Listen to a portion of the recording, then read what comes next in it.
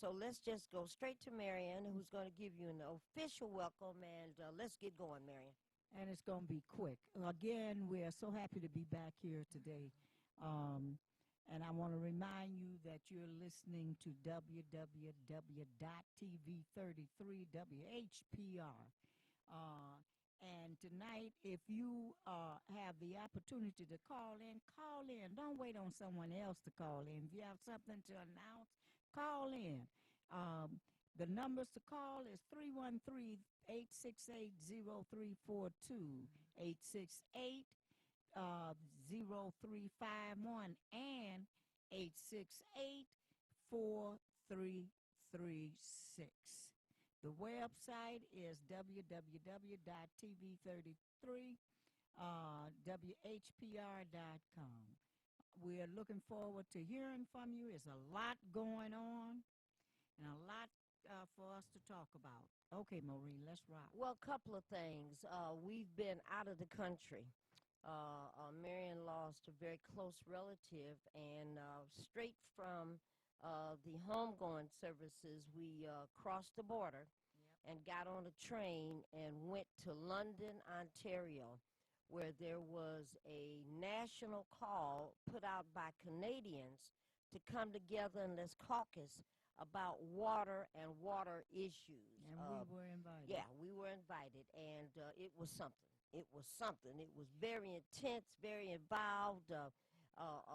Canadian water warriors covered the gamut, including Native Americans that come from different parts of that nation. And so there were a handful of Americans. Most of the folks there were from Canada, different parts of the country. And you should know that all of us feel the same way. Water is a human right.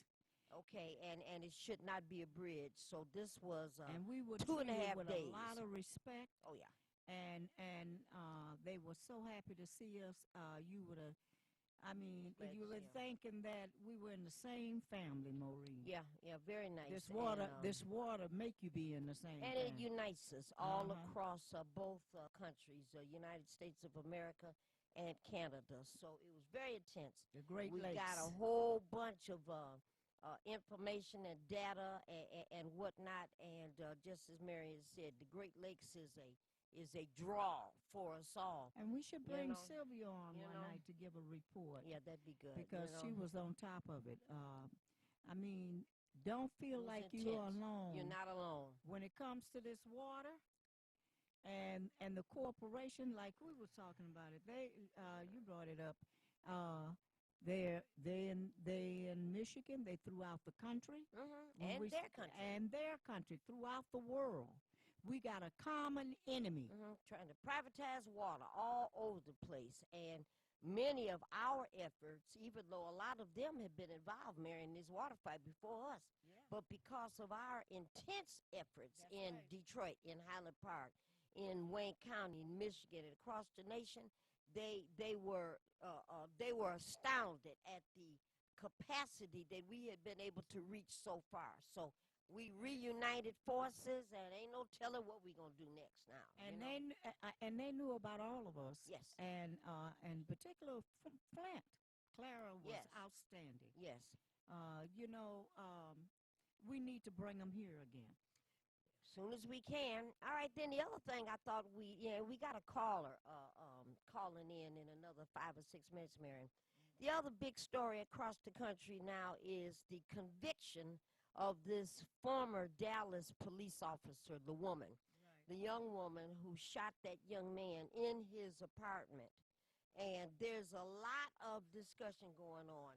A couple of folks have said to me more than once that the 10 years that the judge gave her, they didn't think it was enough. And, the victory is that some kind of justice happened. Because usually, you don't get no kind of justice. So that happened. But, Marion, looks like the big deal is, remember that guy named Reginald Denny, this blonde guy who was in a truck. And when the rebellion broke out, I think it was after Rodney King, people in Los Angeles pulled that white guy out of the truck and started to beat him and kick him and all that kind of stuff. And other blacks, whites, Hispanics came to his rescue. And later on, when he's in a hospital with fractures and all that kind of thing, and they ask him, what do you think about that? He said, I'm not mad. I don't hold any grudges because I understood what this was. Well, here's this Botham's younger brother Yes. on TV, 18, and this is a tribute to his parents, was able to release what he called internal anger that he didn't want to carry with him. I don't want to No. hate, carry It's this not going to hatred bring and his anger. brother back. Not going to bring the brother back. And wanted to know if it was all right to hug the person that shot and killed his brother. Which, Marion, I want you to comment on this, essentially shut down the conversation. We don't have to talk about this too much more. The family has stood up and has made a comment. And I'll just say one other thing. On my way here tonight, Dr. Phil had a special program the entire hour today, and people should get that, October the 4th, Dr. Phil's program on CBS. It was all about that young man's family, and the mother and the father, the sister, the two attorneys that were involved, and how they analyzed this case. But it's something to see. The attorney mentioned also earlier today when he was asked on Good Morning America, what did he think about the position? Because he and the young man was on TV being interviewed. What did he think about it? He said the young man taught us all something. He did. You know, you can't go. You know, when my young brother was killed, you can't hold on to that thing of that anger and that hatred because it would bring you down. It wears you down. It wears you way down. And I know my brother, one of my older brothers at that time said, "Don't worry, sis. Don't worry, bro." And he was in jail at the time. He said, "That young man gonna wish today that he never killed our brother, because where they gonna put him, it is hell." You know. He said, "I hate that this has happened, but his family don't understand the hell that young man's about to go through." And it's the same thing here. Who is the enemy that young people, or that the young woman, walking around what she done worked how many hours? 12-hour shift. 12-hour shift. And who is the person to say, well, we got to get her, but that's not the quality, and that's what they brought up. That is not the same as these police, going around and shooting young people and that type of stuff. This was different. Now, I think the young lady has learned something, but at the same time, we got to begin to understand who is the enemy. Well, see, we're going to have to discuss this a long time because this is a national story. So, Mary, why don't we take this call and see if that's our guest calling. Caller, you're the first caller of the evening, and thank you for calling Ask Welfare Rights. You are on the air. Junior, can we hear everything out here today? Okay, caller, you are on the air. Hello. Okay, hello. This is Ian calling from Baltimore. Oh, fantastic. Yeah. All righty. Well, this is Ian Schlockman on the line. Yes. And we asked him to call us today so he can update us on what's going on. So, Ian, why don't you introduce yourself formally and let all of our listeners know who you are. Sure, absolutely. And I have a special Mary, guest say turn it up a little bit, right. Junior. Go ahead, Ian. Okay. Hi, everyone. I have a special guest sitting next to me today. This is Reverend Annie Chambers. All right. Oh, that's my Alrighty, vice president of the National Welfare Rights Union. All righty. That's Annie Chambers, vice president of the National Welfare Rights Union, both of them calling out of Baltimore. So welcome to Ask Welfare Rights. So glad you could join everybody. us. Hello. Hello, Annie. So everyone, I'm Ian Slackman. I'm a presidential candidate with the Green Party, and I am honored to be speaking to you today. My campaign is anti-imperialist, anti-colonialist, and anti-capitalist, and proud socialist. And, basically we are fighting the American empire, because wherever the American empire goes, it brings colonialism. And whether that's what we see around the world, or whether that's what we see right here in the streets in Baltimore, where I'm calling you from, or up there by you all in Michigan, that is the legacy of America. We do not live in a human rights-based economy. We live in an economy built for capitalists, and if they can't make any profit off you, they throw you onto the streets. You said a mouthful. So that is All the right. core message of my campaign. And, we are also doing some fantastic organizing work around the country. And, we're honored to be working with you all on welfare rights on this as well. All right. Ian, say a little something about this economic condition. And I know you've been around the country, and we had you here a couple of weeks ago in the Dearborn area for our presidential candidates forum. But say a little something about what is it that you're seeing as you visit different places across the nation in terms of the economy of average Americans. Tell us what you see. Well, I get asked this question a lot because so many folks ask me, if I'm calling for a socialist America, if I'm calling for a human rights-based economy, won't that mean that those that are rich get less? And the answer right there is yes. All right. And then there's a lot of folks that are tricked into thinking that they are doing extremely well in this country, and I ask them some basic questions. Can you make sure that you can afford your housing? Is your rent keep going up? Is a bank looking to take your home? Are you able to afford a car? Are you able to afford public transportation? Because most people I know, especially younger folks, have a lot of trouble affording the basics that my parents had no issue bothering with. A car payment is a big deal nowadays. Most people I know are sharing cars, not sharing house cars, or on Zipcar or something like that. And, even when it comes to owning a home, that's not really an option for most millennials and younger folks. And now on top of that, I think we're seeing that home ownership is just completely out of question. And when you rent, landlords just want to raise the rent up, to sky-high prices. And if you can't afford it, they don't really care. They'll find somebody else that can. Or they'll make the home vacant. And we just sit in an economy where we have more vacant homes than we do in Baltimore than we, than we do homeless people. So our economy says that we could, basic human nature says that we could afford to house everybody. But our economy and capitalists say, no, that's just not profitable. Putting everyone in a house isn't profitable. It's as simple as that. So that's what we're seeing across the country, because what you all are seeing right there, not just in Detroit or Dearborn, but also in Flint with your water crisis, we see the exact same thing in Newark. When I go up there, they also have water crisis. They don't have clean drinking water. In fact, they don't have clean drinking water for children here in Baltimore City schools, let alone heat or air conditioning. They close the schools all the time here. So that's what we're seeing around the country. It's just not really being reported. But if you start to talk to folks, that this is what's going on.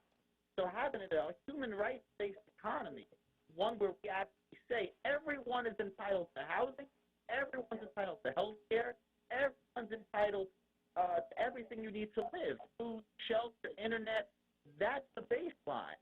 That is that's the agenda we're looking to push with this campaign. That's what I believe we should be moving towards. Thank you, Ian. Say something also about this question that comes up. Well, how are we going to pay for these things? That always comes up. How are we going to pay for this? Yeah, it does all the time. And this is a funny question to me because, whenever we got to go to war, we've always got tons of money in the bank. First of all, the U.S. spends $600 billion a year on the military. $600 billion. Let that sink in for a minute. And that does not include every time we need to bomb someone or go to war and Congress passes extra authorizations. It doesn't include that money. So our annual military budget is in the trillions. Okay, so you're talking about 600 billion with a B. Yes. Yes, ma'am, I am. Okay. And we often wind up going over $1 trillion a year. That's not all. And I know Annie is familiar with this. Is there's a move by HUD in D.C. to get rid of low-income housing. You know, they and people don't even know that this is one of the plans under HUD to get to abolish HUD altogether. In other words, where are poor people going to go to live? Well, that's going to be the issue. Tell them right now, people in Baltimore. Speak up a little bit, Annie. Annie, I know you can talk Speak louder up. than that. Well, poor people right here in Baltimore, they closed down Perkins, gave it to a private developer, and now people are living in motels. They don't have a home, and they haven't been able to place them, nor give them Section 8 certificates or rent vouchers or anything else. And more all over the country. In Philadelphia, this is happening also. In New York, this is happening. More and more in this country, we're losing housing under, you know, the last two presidents. Because as much as people talk about the man that we got now, the crazy man, this came under Obama's administration. Okay. All right. Well, now, Ian, give us your overview so that folks will get a clear understanding of what your campaign is about. And then I want you to say your name and spell your name so that people can start to go to the internet and look you up. So go ahead and give us your overview about what is the foundation of your presidential campaign. Sure, yeah. I think foundationally we're calling for a new economy. We are proudly a revolutionary socialist campaign. And I think while you see other candidates, like, for example, Bernie Sanders, who we would call a reform socialist, our campaign is a revolutionary socialist. We're not saying we want to, one by one, legislation by legislation, make things a little bit better. We're saying that we need these things now. We need all of them. So we need universal health care. That's a good place to start, like the Democrats are finally talking about. But here over in the Green Party and the Socialist Party that I work with, we've been talking about that forever. And now we want to talk about, well, if we don't need private insurance with universal health care, maybe we don't need landlords. Maybe we should own our own apartment buildings and have more public housing. Maybe we don't need big agricultural businesses like Monsanto or Bayer controlling our food supply. Maybe we should be in control of our own food supply and have more farmers markets and direct food to table situation. Maybe we should also be in control of our own education system and not give money to corporate charters. So, you know, when you start to go down that path of we need private insurance, we should be asking that in every single sector. Why do banks control all of our housing? Why can't we have our own housing through public housing, expand public housing? Every administration, from Democrat to Republican, has been trying to shrink and destroy public housing because they know that they don't really want the government involved in public housing, because that means we own it. You know, how much control do you have if a corporation comes into your area and starts to pollute or takes up and buys up all the land? None. You can go up to that corporation's house and knock on the door, and the butler's going to kick you out, or they're going to shoot you trying to get into the property. But if our city council person starts to, if our city council owns the property, we can tell them, hey, you can't just leave this vacant. You got to turn it into public housing. That's what they've done here in Baltimore. That my mentor, that's around the country. Chambers, did years ago. All right. Well, now, So Ian, that is the basis. go ahead, of our finish your economic statement. No, go ahead, finish your thought, and then don't forget, I want you to say and spell your name because we're going to have you back on the air again a couple of times. So finish your statement in terms of your campaign, the foundations, and you know we're in lockstep with you. So go ahead and finish your thought. Yeah, I appreciate that because, the other thing I want to mention is every single time we spend money on something abroad, and you see, I think Trump is actually a little bit sneakier than the Obama administration or the Bush administration, because how many people know that he's already sent troops into Saudi Arabia? Yeah, He just did it under the clock. that's very So, true. I mean, we are literally paying to secure oil fields in Saudi Arabia, and yet here in the U.S., our economic infrastructure is a complete disaster. We don't have clean drinking water. We don't have a proper transportation system here in Baltimore. These things are falling apart right here at home. And that's every just a single time they reflection drop a of bomb or everywhere start else. a war overseas, they do not invest locally. And that's what we got to get people to really understand. That's what we mean when we're talking about American empire. All right. So with that, I'll say my name is Ian Schlackman, and the website is SCHLAKMAN.com. Say that again. Give that website again. Yes, ma'am. It's SCHLAKMAN.com. All righty. Well, this is the first time we've gotten a chance to at least launch your name and get a little bit of an interview going. And Miss Annie, what's your last statement about Baltimore welfare rights? Baltimore welfare rights is growing, and we're doing some real positive things right now. So you'll be hearing from us, but we got to fight all over this country, That's and right. definitely here in Baltimore, because we haven't got a mayor yet, so we still fighting. All righty. Well, now to both of you and to everybody else, the women's movement is organizing another massive demonstration in Washington, D.C., which is just up the road from you guys in January. And between now and then, we're going to get us the right shirts, the right color hats, some long underwear, the right color gym shoes, the right size gym shoes, and we're going to work it out together. And we'll meet you in And Baltimore. we will meet you in Baltimore. We will go on to Washington, D.C. all together. And Ian, we taking you with us, okay? Yes, ma'am. Well, Ian is also on the board. Hey, looks like On the board of Baltimore welfare rights. all I right, like good that. enough. Thank you so very much.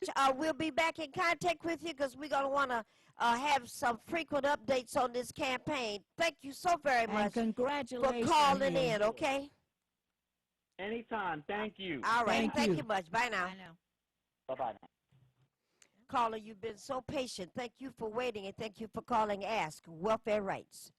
Thank goodness I got y'all on the internet because I can't get you on my Fire Stick, but I was able to hear the two callers.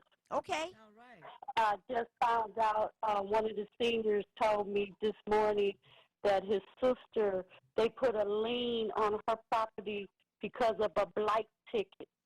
So they not only taking your houses due to water, poisonous water, but now they're going after you because of a blight ticket. So it's a constant land grab as I see going on. If you can, share with your neighbor the welfare rights number and tell that person to Please. contact welfare rights Monday, Tuesday, or Wednesday of next week so that we could get into that battle and help that person out, okay? Okay. Yes, because I've never heard of such nonsense. Also, Before the you bond money, they're constantly stealing our tax dollars in the form of bonds, talking about cleaning up some blight, when it was the bankster gangsters that turned the neighborhoods into a war zone You got with that those right. predatory lending. So there again, where we have issues with the bankster gangsters. Now, there was a guy that I talked to named Rusty from California, and he was saying that a couple of churches bought up the land and the property and made it affordable for the families in the communities to continue to have housing. If we can only wake up the churches, the mega churches or the members to hold their churches accountable, because if you're giving $1 billion across America to bankster gangsters who won't even give you a loan, and is the problem, and they're the reason why they're wiping out affordable housing, then we need the pillar of the community to come back. And they appear to be an antenna of the Republican Party, and they're going along and getting along and not making the community strong. What's the other issue I want to bring up? Okay, and I agree with the, is it Ian? Ian, yeah, the candidate Yes, Ian. I agree with him with the revolutionary economy, which we've been needed to adopt and control the education system, the media, the property, the land, and everything else that needs to be done.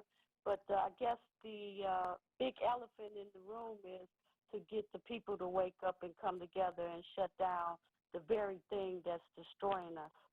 I think you're right. I think you're right. Thank you for your vision. And Marion's going to comment a little bit about what you said, but as usual, you are spot on, okay? All right, I'll be listening to you. I'll call you back if I get some more information. All right. Thank you so much. Appreciate that. Oh, you're welcome. All right, Marion, say something about this. Here, she raised some excellent points. Excellent point. And everything that is involved with the capacity to survive: food, housing, health care, safety, and you already talked about. See, people don't believe us when you tell folks HUD is getting out of the affordable housing business, and then they'll ask, "Where'd you get that from?" Well, the people from HUD said it. The people from HUD said that too. You know, in the beginning years ago on the model cities. And what have you. You know, when they start setting up these low-income houses 20 years ago, it was to be able to support the landlords, in essence. And they got paid by the government directly. They got paid by the government. It was like 20% of the income just at that time was going towards your household out of your pockets, but the rest of the stuff was funds that were federal funds. Subsidies. There was a time period set on that of how long this program was going to go on. 20 years, 25, 30 years. The other thing about low-income housing and stuff like that, and the food program, it was to be able to, for them to have healthy soldiers in the future. That's what food stamps were. I mean, you know. What do you thought it was? Because this government loved you? Yeah. No. Caller, you on the air. You've been very patient. Thank you for waiting, and thank you for calling Ask Welfare Rights. Good evening, and thank you. And good evening, sir. I have to tell you, you have made mainstream TV. I am viewing you on 15.1, regular free TV, like it has been waiting for this for a long time. We run Detroit, and thank you. What channel is that again? It's 15.1, like you got 7.1 and 2 and 4.1 and 62.1. You guys are on 15.1. I'm on the west side of Detroit, right here, as far as you can go. Who knows what the signal was? This has not happened in over 15 years plus. Well, I'm so glad you found us, and thank you for sharing that. You know, keep calling and bring us information. And keep up real quick. There's no needed. All the other stuff is bonus. You know, the internet and the phone, but this is for anybody with a regular TV. You just pull it up, 15.1, with a nice antenna. And I got rabbit ears, nothing big. No, ladies, great, and call them out. Fantastic. Thank you so very much. Have a great weekend. All right. All right. Thank you. Okay. Now this. You never know. You know, we want to. Thank you. What happened? Oh. Okay. He can't hear you. Marion is relaxing in this chair. She loves this chair. I love All this right, chair. so you got to sit close. All right. We would like to get more information about this 15.1. 15.1. And what section of town where we can also have some communications with the people over there. Because this young man has enlightened us tonight that it exists. Have you ever heard of that, Junior?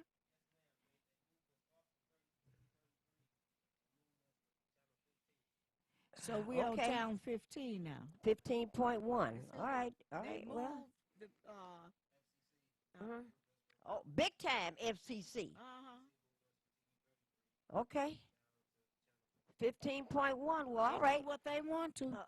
All the time. You don't follow the rules, you get moved down the road. See? Very I interesting. tell you. All right, caller, you're on the air. Thank you for being patient, and thank you for calling Ask Welfare Rights. You're on the air. We don't know if they Yes, heard that. ma'am. I just like to say this is not nothing new. I've been telling everybody that you can watch it on regular TV on TV 33. You just switch it over to 15. All you need is an Yeah, we regular just found out. we just heard that we got moved from 33 down to 15.1. We just heard about it just now. right. Yeah, well, if you don't follow the It rules, was not you get the station that you know, did that. you get It was, pushed down the road. So like you said last week, they were saying if you don't have a computer, the you don't have, MCC did F, that. Federal yeah. Communications. Yeah. Yeah, now go ahead, caller. What were you saying? I was just saying last week you were saying if you didn't have a computer, you don't know how you could watch programs on cable. No. Last week we were out of the country. Well, not last week, but the last time you were live. Okay. Oh, sounds like you're. If you had an ad channel on the regular TV, all you need is that. Okay. You have a cable or a So, caller, are you saying you've been able to access this program before today on 15.1? yes, ma'am. Oh, okay. Oh, okay. We didn't know that. Didn't know that. Okay. You have opened our eyes. 10, 15 years, I've never went to cable. I've always regular TV. Okay. Okay, thank you. Thank you, caller. Thank you for sharing that Keep calling information. We in. didn't know. Yes. It's not no new gimmick. It's the same old TV 33, the best station in the city. Okay. All right. Thank you, caller. All right. So, Marion, I've got, Ian is just such a breath of fresh air. You know, we need a different kind of a system overhaul. And just to think about, everything about, I got a couple of parents at my school that are struggling. Used to be two parents working, and one of them gets either laid off, hours reduced, or, something along those lines, and then you have to go into being a one-parent household with you and your partner and, one child, two children, three children, whatever the case may be, and how quickly your life changes when your income changes. And all I can think about is going out on the line with those workers on strike who have said we're not going back to work unless these temp workers get a pathway to full-time work with benefits. Yep. And every temp worker should be on that line. Supporting not only yourself, but the vast majority of the workers that are out there. You see? They are fighting for a better us. future, a better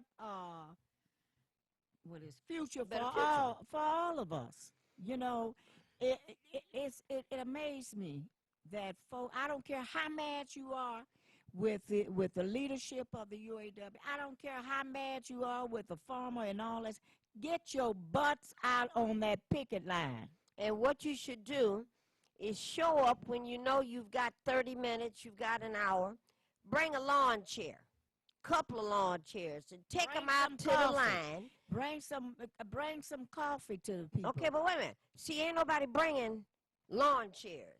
And tell the workers, put the chair up there, and say whoever need to sit down for 10 or 15 minutes, go on to do that, and give me your sign. And let me carry your sign for the next 15 or 20 minutes for you. Let me do that. And that's what we should be doing. And you know what, Maureen? after the strike is over with and what have you, you're gonna have a lot of people within the organization saying, "See what we got," and they ain't been on the picket line at all. Oh, that's what happens to us all the time. All the time. We go and do battle and fight for low-income people, and we beg them to come and help, come and help, come and help. Become a leader. They won't. We get the victory, then they participate in it. You And know? not only that, happens all then the when they time. have to have another problem solved, I look at them Here they come kinda to us. hard, you know. Yeah. Be- Well, because you know, they get what that's selfish, being selfish. they It's taught me. that though. Yeah, it's all It's about me, me. all about me. All No, it's about all me. about all of us. It's all about all of us. If you could know? understand the numbers of workers that are out here, and the fact that we have a huge army when folks come together, that nut in D.C. won't be sitting up there. Well, see, we're going to have to be real clear about that as well. I've been given this example everywhere I can.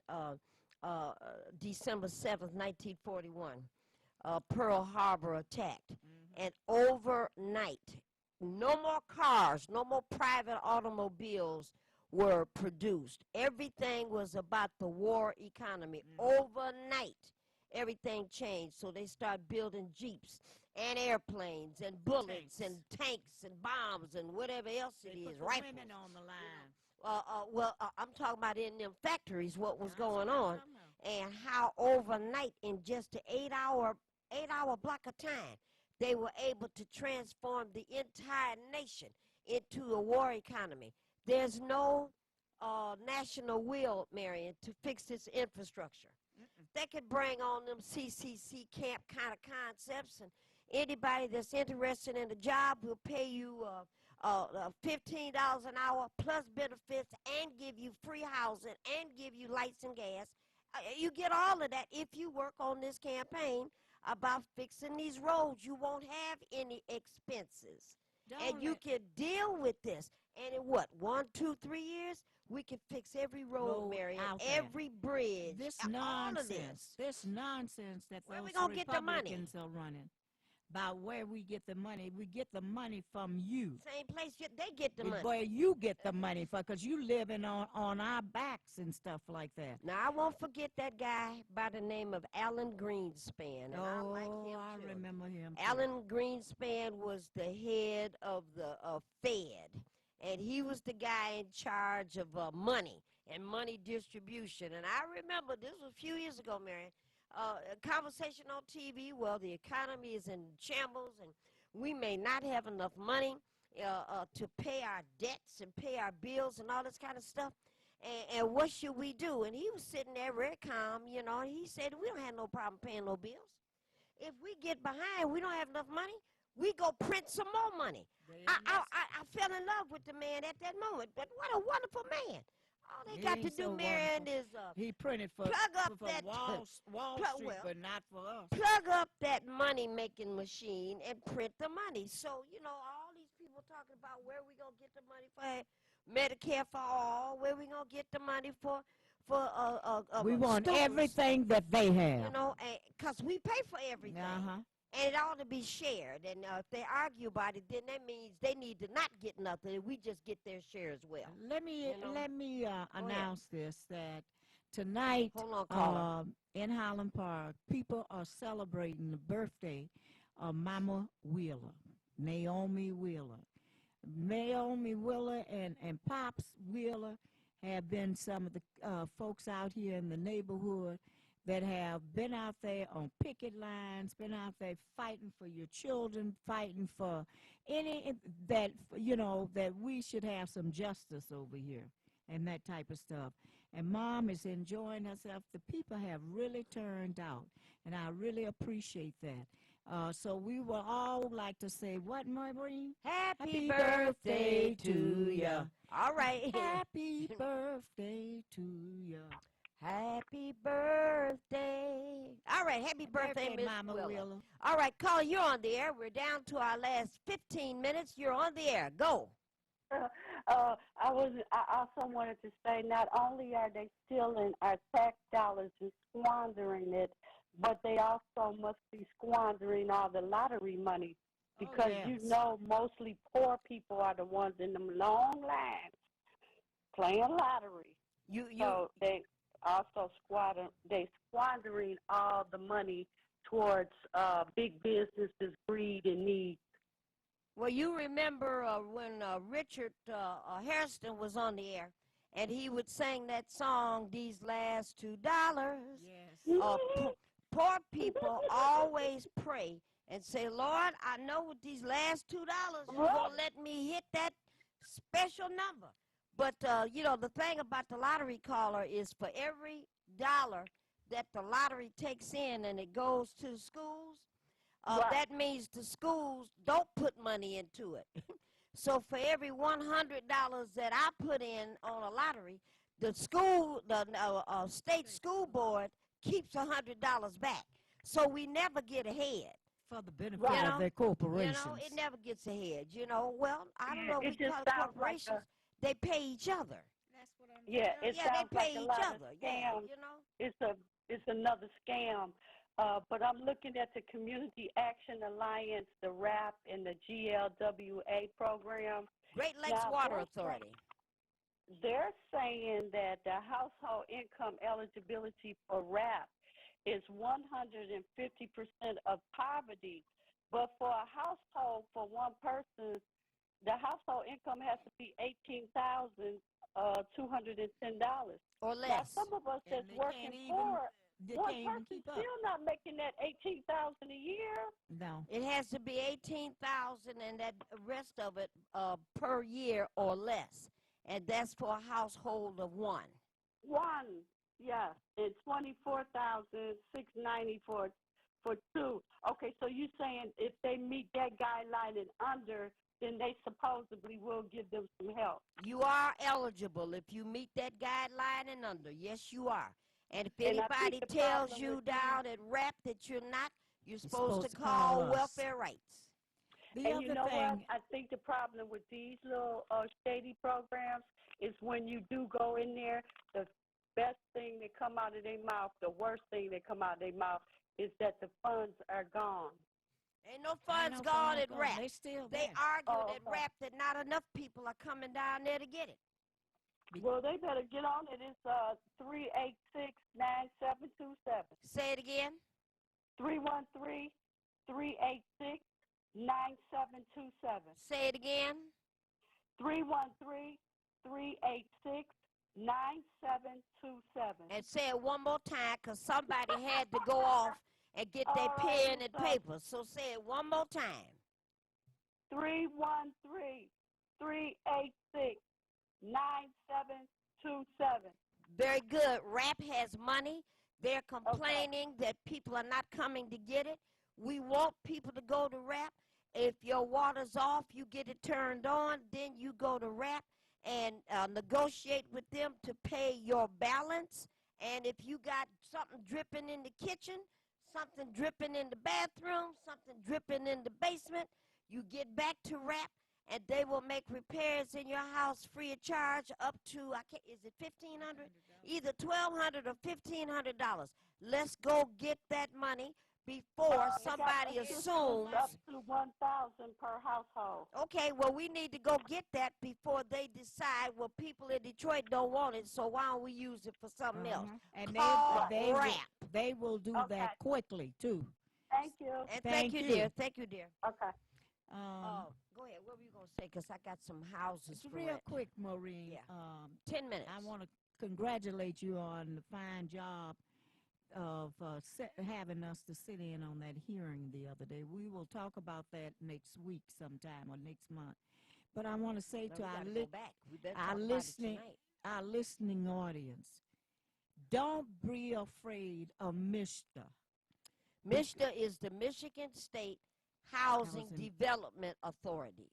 They don't know what they're talking about, and they are another entity that are not carrying out the correct program to provide people with low-income, affordable houses out here. That's right. And I won't be the one to say it that I remember when they were out here having people come into meetings and talking about what the duties of MISHCA was going to be.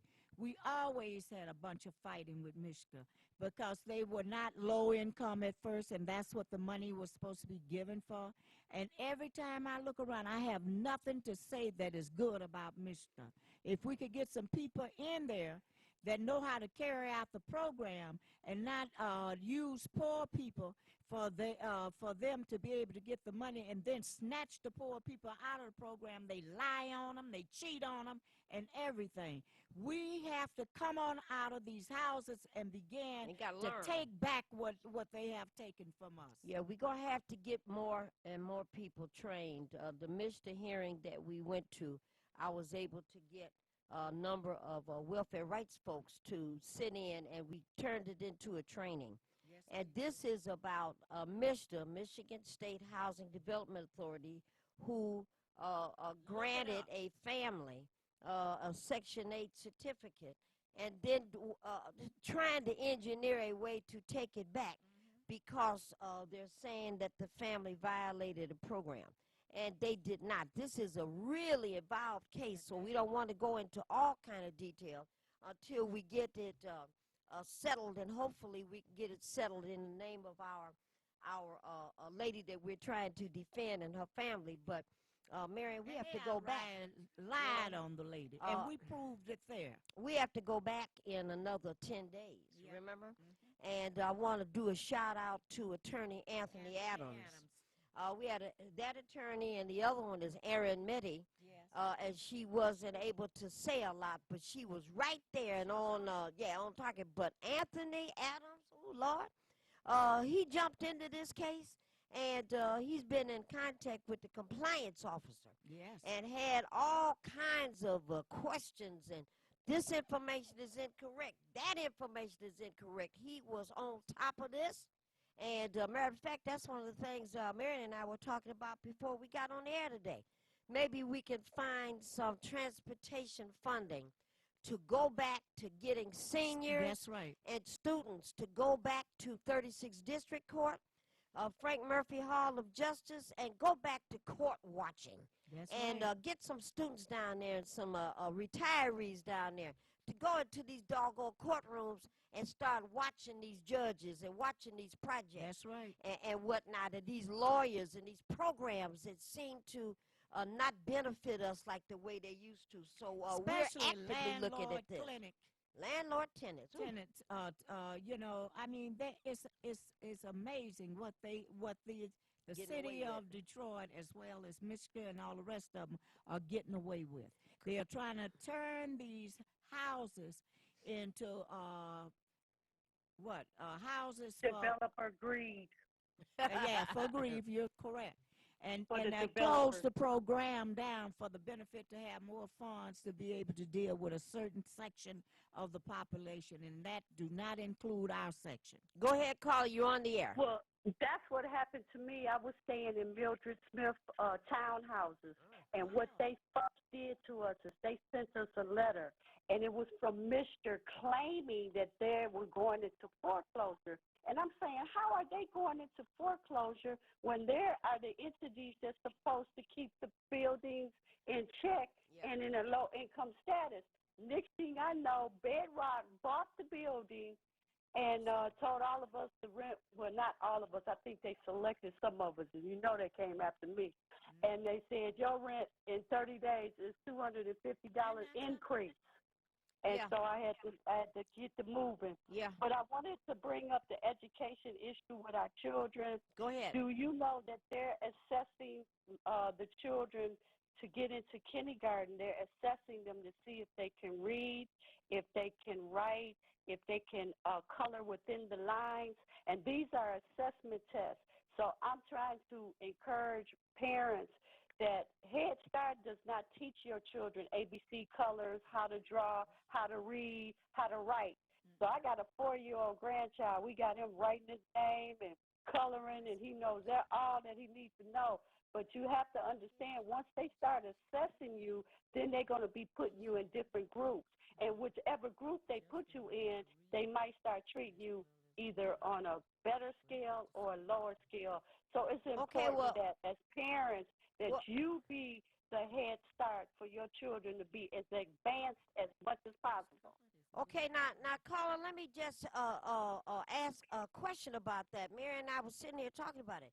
As long as I've known Head Start programs, and they've got Vista Maria down at WC3, and some of the really good ones and I know a lot of them.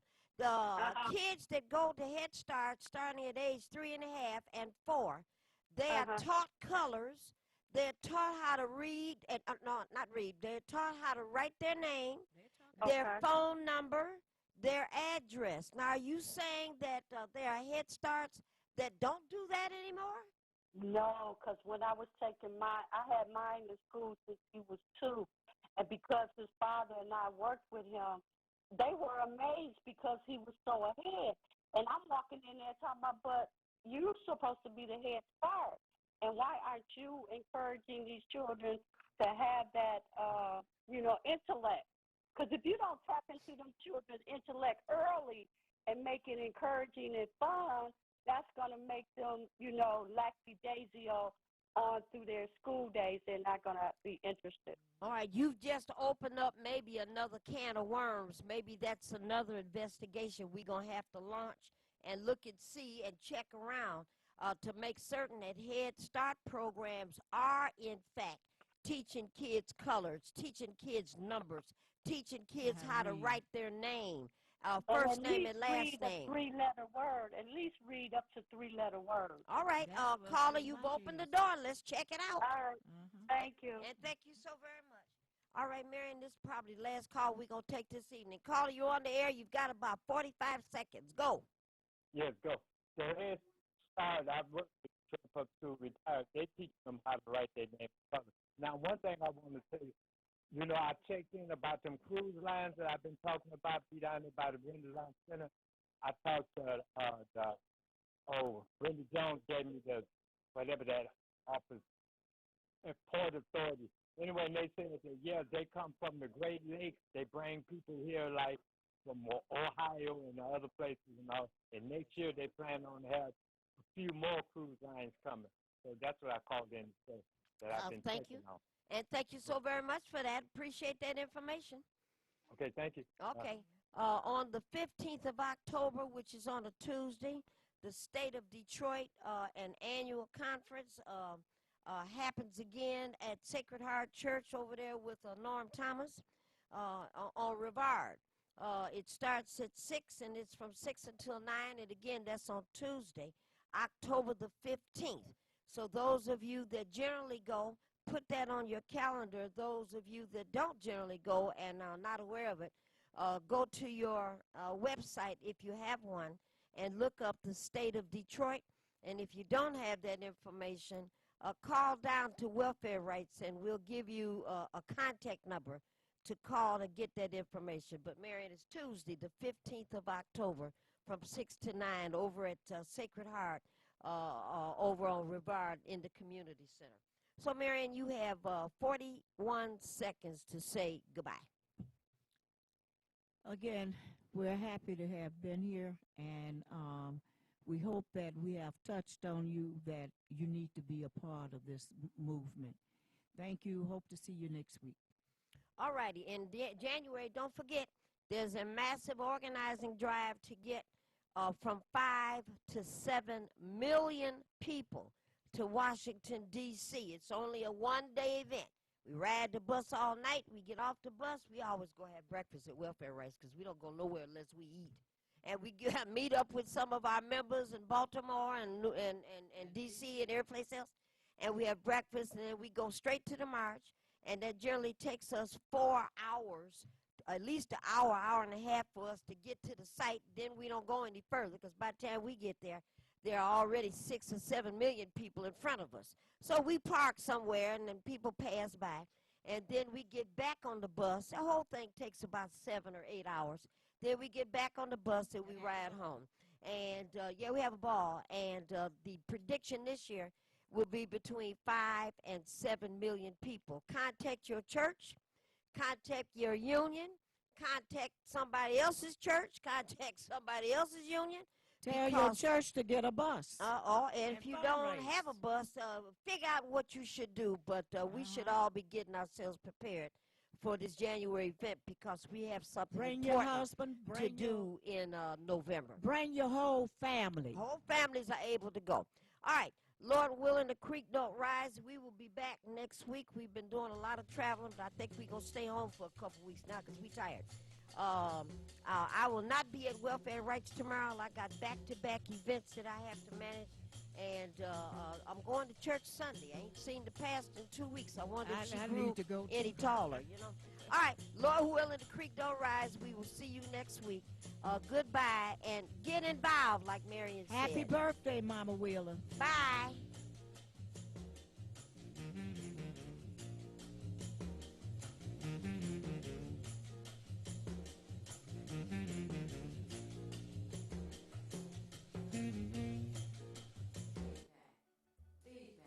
Hi, this is Theo Broten, And I am Thabiti Mpinga, inviting you to join us each Monday at 9 a.m. for feedback. a positive image production by Hood Research. Encourage others to tune in each Monday on Comcast Detroit, Roku, Amazon Fire TV, watch WHPR TV Network anywhere. and take us along with you. Feedback, feedback, feedback. Cheryl Underwood got her own show, now you get yours. Have a business or talent you want to showcase? Have your own show simulcast on WHPR TV and radio, all of your favorite apps and devices. We're going to come back quarterly, and I'm serious. We are going to produce things out of here. Because I want to prove that it can be done right out of here. Packages start at just $99. Download the WHPR TV app and catch the Cheryl Underwood show wherever you are. Have you been in an accident? Have you been injured?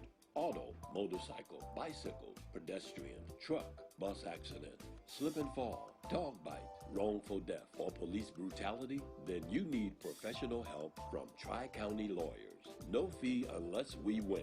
Tri-County Lawyers. Call 888-292-6908. That's 888-292-6908.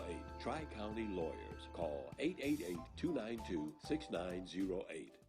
Betty and Debbie both need to trim their dog's nails, but Betty's dog hates having his nails trimmed, so she struggles every time. And her regular clippers pinch and cut to the quick. But Debbie's dog doesn't mind it at all because she's found a simple solution. Introducing Paw Perfect, the new safe, quick, and easy way to keep your dog's nails trimmed perfectly. Paw Perfect uses a rotary filing action, just like the pros do, to gently file the nail to a perfectly smooth finish, giving you precise, pain-free trimming right at home. Paw Perfect replaces old-fashioned, painful clippers like these and makes nail grooming safe and easy for just $19.99. That's less than one trip to the groomer. We'll even give you free shipping. Order right now and you can get a second Paw Perfect. Just pay a separate fee. Yes, you get it all. To order, call 1-800-329-5718 or go to trypawperfect.com. That's 1-800-329-5718 or visit trypawperfect.com. Watch WHPR and TV 33 when you want, where you want, how you want. WHPR is now in your pocket. Download our free app by going to the App Store or Google Play and enter WHPR TV in the search engine. And there we are. You can download WHPR TV or radio. You heard about it. Now come be a part of it. Roku Detroit Worldwide. Approximately 8 million viewers. Arrested, you have the right to remain silent. Everything you say can and will be held against you. Don't talk to the police. Talk to me first, Attorney Warren E. McAlpine from the Action Attorney Center. I know the law and I know your rights. Whether felony, misdemeanor, drug, OWI, domestic violence, or traffic violation, I can help you. Call today, Warren E. McAlpine, 1-888-292-6908.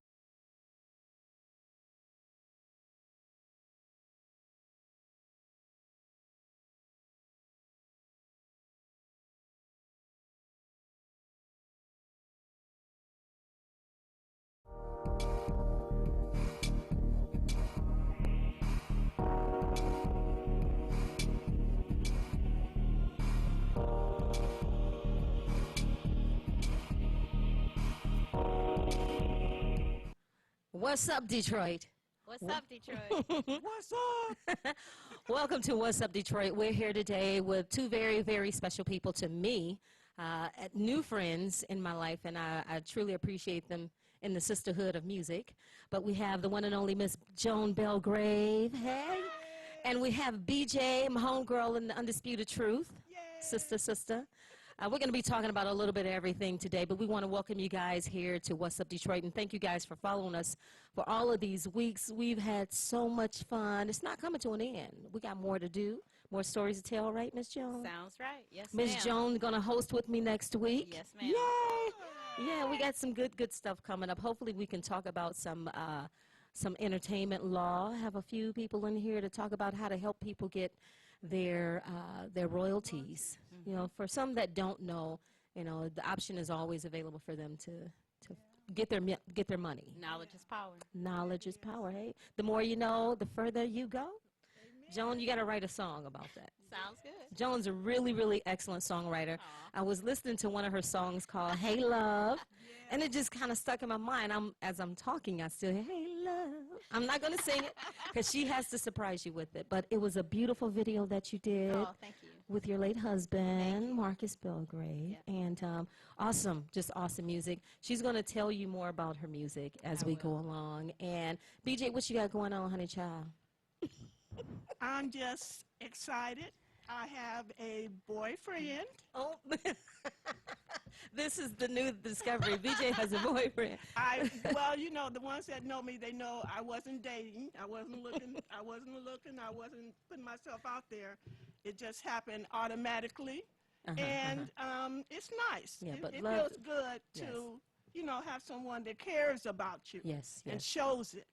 Yeah. Well, it looks good on you. Thank you. Love looks good on her, doesn't it? Love looks good on you're anybody, glowing, as BJ. far as I'm concerned. BJ's glowing. Yeah. Okay, so we're going to talk about a few things that's going on in Detroit this weekend. One that I'm kind of excited about is the thing at the Dime. I try to follow Dime as much as possible because that's the new, that's the future of some of the music that's going to be coming out of Detroit, at least in the next 5 to 10 years. And what's the young man that leads the program over there for the kids? Oh, Drew? Drew, Yeah, yes, Drew Schultz. And he's doing such a great job. I love him. He cares so much. You know, you can see it in his spirit how he loves the children.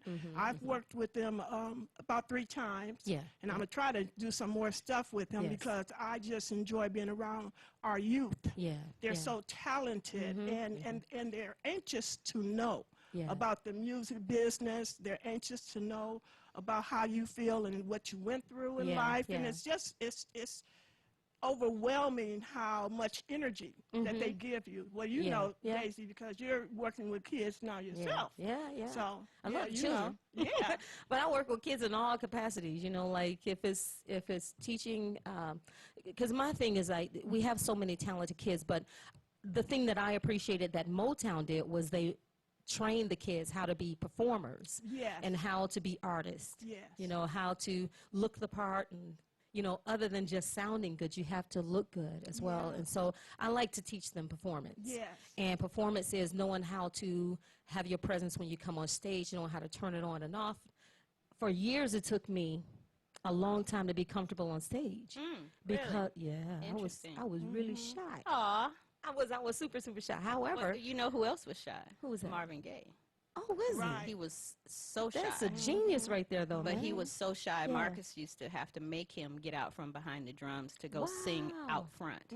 He didn't want to sing out front. He was very comfortable behind the piano, behind the drums. But when it came to standing, just him and the mic, he was terrified. He was so shy. So, you know, don't feel bad. Yeah, you're in good company. Carrie had stage fright for a long time.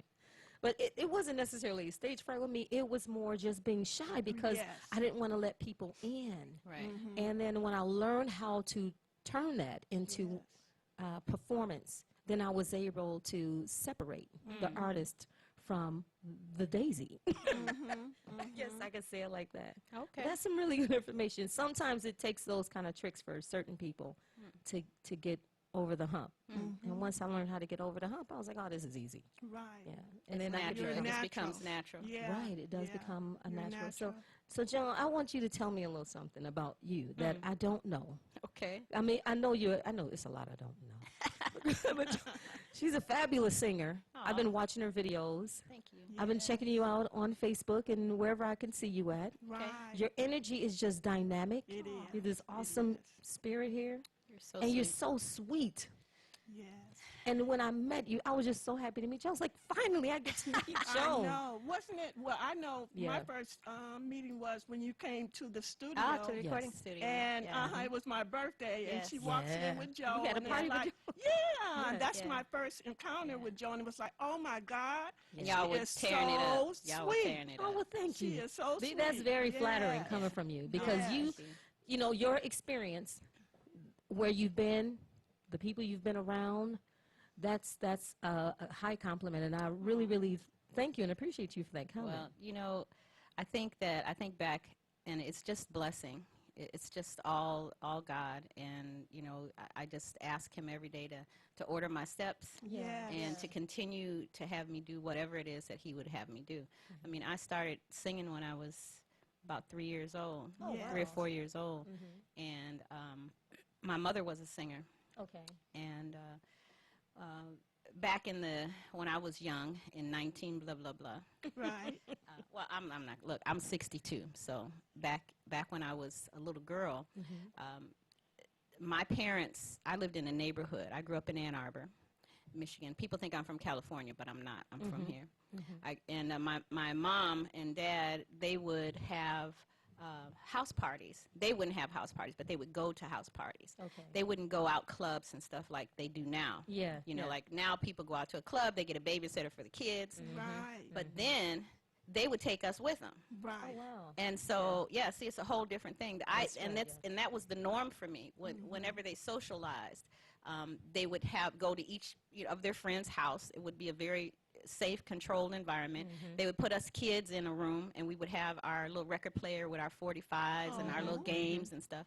And they would be in the other room having their fun, singing, listening to music, Yeah. playing cards, you know, just whatever it is that they do. And my mom would always come and grab me, and she would have me stand in the middle, and I would sing, and she would sing with me. Oh, nice. And so for me, it seems like it has always been a part of me. Yeah. You know, yeah. I mean, it's never been a performance thing for me. It's just me. Right. Yeah. You know, Yes. and I think that the calmness comes from just familiarity. Okay. You know, just people say, well, how do you do that? It doesn't matter to me whether I'm singing in front of a crowd of 20, 30,000, which I have, or 2 or 3 people. Yeah. Yes. It doesn't matter, because what happens to me when I'm the music, it becomes a part of me. You know, my favorite jazz singer is Billie Holiday, and I listened to Billie because I loved her story. Yeah. I love the Yeah, fact yeah. that she sang with feeling. Yes. You know, no matter what was going on in her life, she Right. could sing the same song, but if something had happened to her that day, that song would sound completely different. Yes. It wasn't like marching band, Right. you know, where everything was the same every Yeah, time. exactly. Yes. Her emotion was in there, and I think that for music, for me, there has to be emotion in it. There has to be there has to be something that I can relate to in that song, Yeah. Yeah. yeah. or else I'm not going to sing it. I don't just sing songs, you Yeah. know. I don't just write songs. To me, the songs write themselves, and I'm just the vessel that comes out and does it.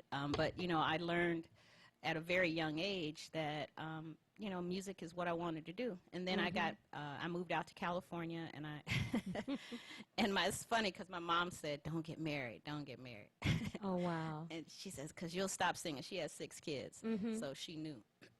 But, you know, I fell in love, and I stopped singing for 15 years. Oh, wow. Didn't open my mouth, not even in church. Oh, I know. that's quite Right. some time, Jen. Well, because, you know, I had 3 children. Yeah. I got married, I had 3 children, and I decided that it was my job to give them whatever it was that they needed. Mhm, And if I was singing, I couldn't do that because, Yeah. you know, it just wouldn't work because I would have to have them on the road and I would be torn, you know, because I love the music so much. So I just cut it all off. All of it, even the gospel. And I'll never forget. I'll never forget the day that I started back singing, and I went to my church out in California, and I went to the choir, and I auditioned for the choir, and the choir director looked at me and he said, "You've been sitting in that pew for all this time, and you didn't come up here and sing?"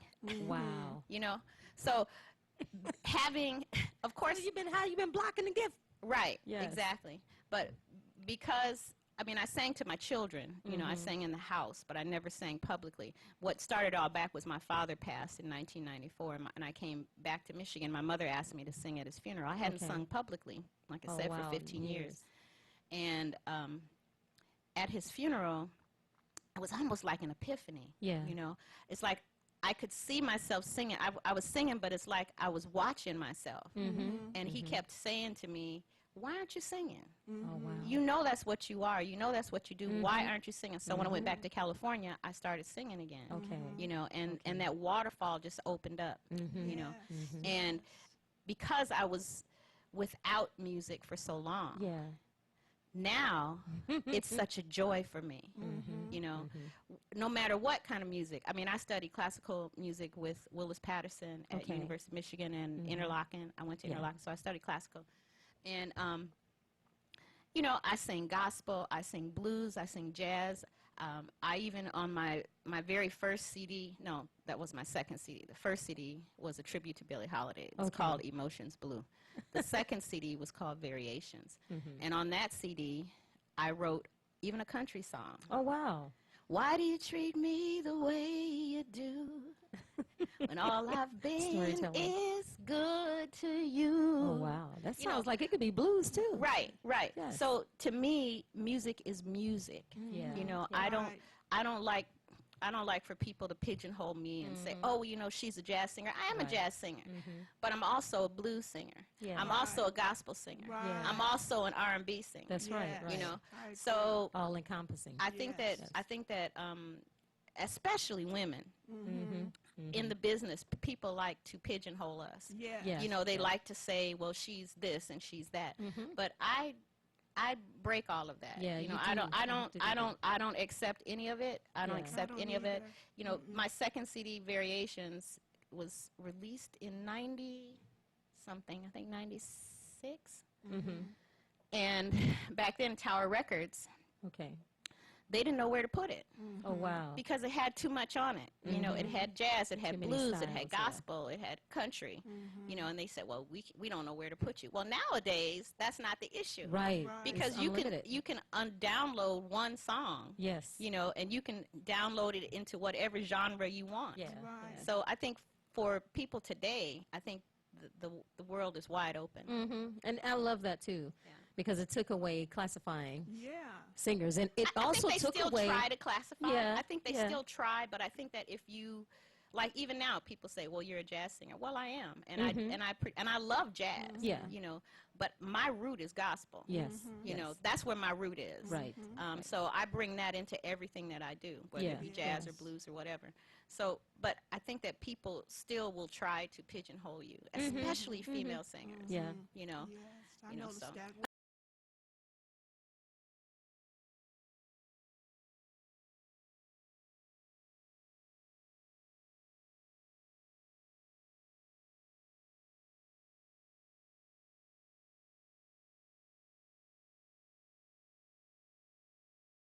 Because They're they not like don't that. pigeonhole themselves Yeah. into anything, you know. And even though I'll use India Arie as an example, you know, she came out one time acoustic, the very beginning. You heard spiritual music at another time. It got back to earthy R&B, you know. So she kind of kept it unlimited. And the thing that I loved about what she did was that she didn't let that or the society or the makers or the name makers or the defining people to define you. She didn't let them define her, even down to her look. Yes.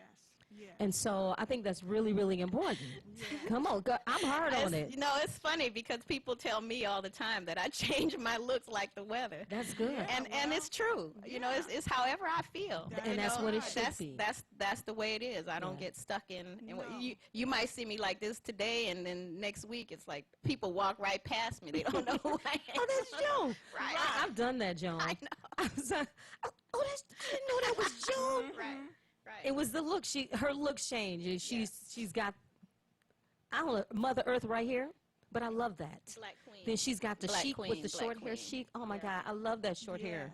That is so sharp. I got to do it one day.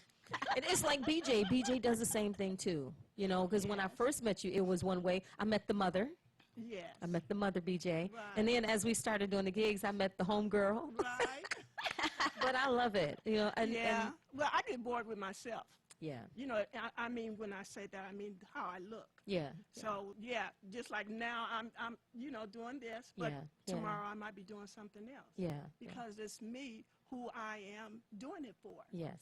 I just put it that way. And for me, it also depends on what I'm doing, what hat I have on. Like I have on a producer hat, if I have on a studio hat, if I have on a road manager hat, if I have on a performer hat. You know, it just depends on what I'm doing. You know, it's designed to be functional for what it is that I need. Okay, so now you talked about all the different hats you wear. So tell us some of the hats.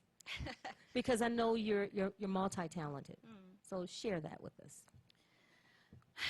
Been fortunate to be mentored. Let's see, the first production that I did, Doug and African Jamal Davis in California, they took me under their wing, and Doug Edwards in Berkeley, California, and they used to produce these live broadcasts, live radio broadcasts. So they would get the band, they would find the venue, they would get the engineer board, get all of that together. And so they basically are the reason that I do that, because they took me in under their wings and let me watch and let me see how it was done.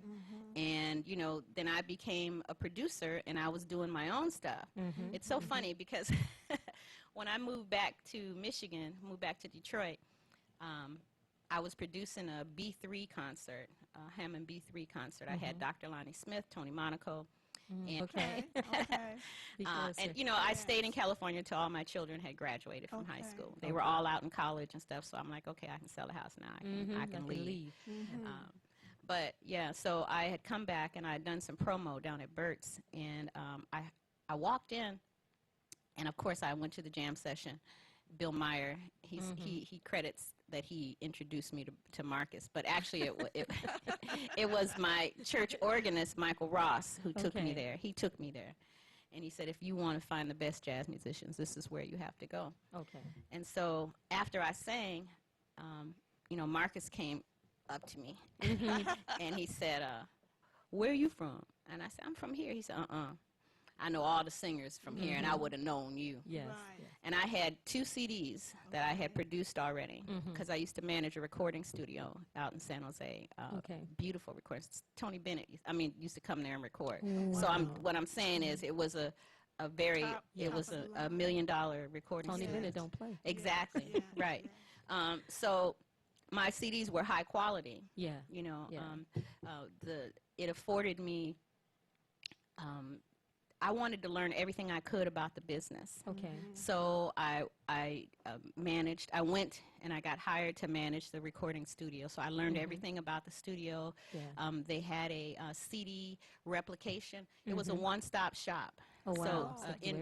So an artist could come there, they could record, they could get their CDs pressed.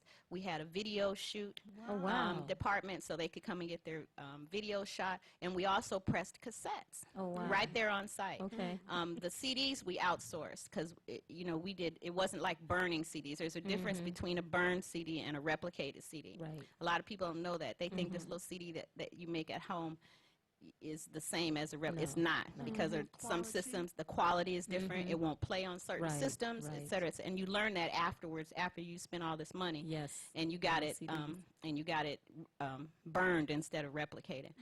So I managed all of that. You know, I took care of the artist from the beginning to the end. Okay. And then I got hired away from that job to go work for the CD replication house. Oh, wow. Because So she's in the technical aspect. Right. Because I wanted to see, well, they offered me a lot of money, but Okay. I really wanted to have a firsthand knowledge of how CDs were made. Yeah. Oh, okay. With the green room and everything Mhm, from the beginning to shrink wrap and Okay. and everything. Overall production of the everything. CD. Yeah. And so I think that so by the time I came to Marcus, you know, I was cool. Yeah. You know, and with him it was really funny because most people, especially singers that came to him, wanted something. You know, and he said this to me so many times that they wanted him to help them with their career, to help them get a CD, to make introductions for them, to help them go in the studio, something. Yeah. Well, I didn't want nothing. Right. You know, I mean, I already had CDs. I knew what I was doing, and I was producing a show. Yes. So I asked him. I heard him play, and I went, "Ooh, this brother got some chops." You know, I watched him get up on stage, and I've seen this over and over and over, how the musicians would all of a sudden solidify. Yes. You know, I mean, everybody's doing their own thing, showing off. But then when he got on stage, everybody played as an ensemble. Yeah. You know, and it just sounded so good. So I asked him, I said, do you think you could put a band together and open up this show, this series that I'm producing? Okay. I had no idea who he was. I'm asking Marcus Belgrade. Did he chuckle a little bit? He said, well, I could probably do that. He said, but on one condition, you got to sing a song on the show. I'm like, no problem. Okay. No problem. So basically, I mean, I hired him. I paid him very well. And this was so funny to me. I produced the show. He did a Ray Charles thing. Okay. And I sang a couple Ray Charles songs for him. And he tried to pay me. I'm giving him the check. And he turns around to give me a check. I'm like, I'm the promoter. Right. Right. You know? But that taught me that he valued no matter what. Yes. I mean, I was the promoter. Yes. That was my promoter hat. Right. Yes. But I also had a singer hat. Yes. Yes. So if I'm producing something for someone and they're paying me to produce a show and they want me to sing on it, Yes. that's Right. 2 fees Yes. that they have to come up with. That's Yes. right. So, you know, he put that in my mind. For me, it didn't used to be that way. It's like, oh, you know, Yeah, I'm already there. Right. You know, and I love to sing. He's like, no, baby, you got to value yourself. That's right. If you don't value yourself, nobody else will. So, yeah, that started my producing hat and you know, as far as my studio recordings, you know, I produced I think I have 7 CDs, I think. And you know, what was really funny is that on the You Don't Know Me CD, which is a tribute to New Orleans Ray Charles and the Great Ladies of Song, that was the first time Marcus had recorded vocals in the studio. Oh, wow. Now, he had recorded vocals before, but it was always live. Okay. You know, like people had done like a live recording. Yeah. He's comfortable on stage. Yes. You know, Yes. that's his area. And in the studio, he's comfortable too on the Yeah. trumpet. Yes. Okay. But Yes. when he had to sing in the studio, he got nervous. I'm like, It's taking him. See, it took him out of his comfort zone. Yes. You know, he did a wonderful job, but I thought it was really interesting that even this master musician who been in the studio with Ray Charles and Marvin Gaye and, you know, whoever, you know, that he actually was nervous in the studio. And I'm like, so I had to calm him down, you know, and say, hey, baby, just look at me. Yes. You know, just look at me. It's fine. Oh, You know, that's no awesome. problem. Yeah. And he did, you know. I remember him and Charlie Gabriel rehearsing for this song on the project called Life is So Peculiar. It was a song that Louis Armstrong and Louis Jordan did. And it was a duet, had a lot of words. Yeah. And to hear the two of them rehearsing those lines, because, you know, I tell them all the time, I said, well, if you're going to be a singer, you got to learn the words. Right. You know, I mean, that's, Always say that. you know, people think that being a vocalist is easy, but we have to put in the work. I mean, for me, people who get up on stage with their little words, no. Yeah, You I know? feel you. I don't understand because totally music with is so important to me.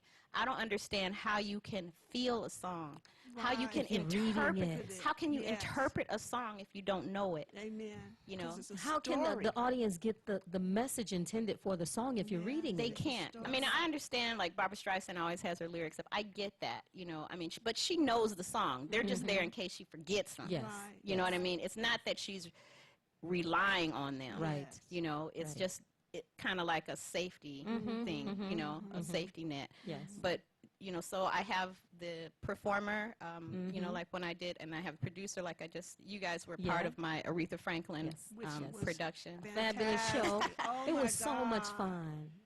You know, the DIA, the folks are Rudy over at the DIA.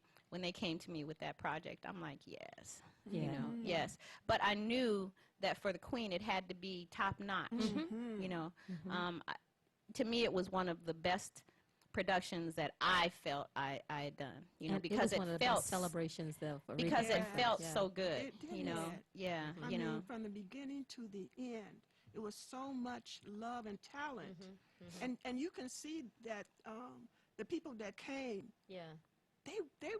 they enjoyed it so much. You could feel it. Yeah. Yeah.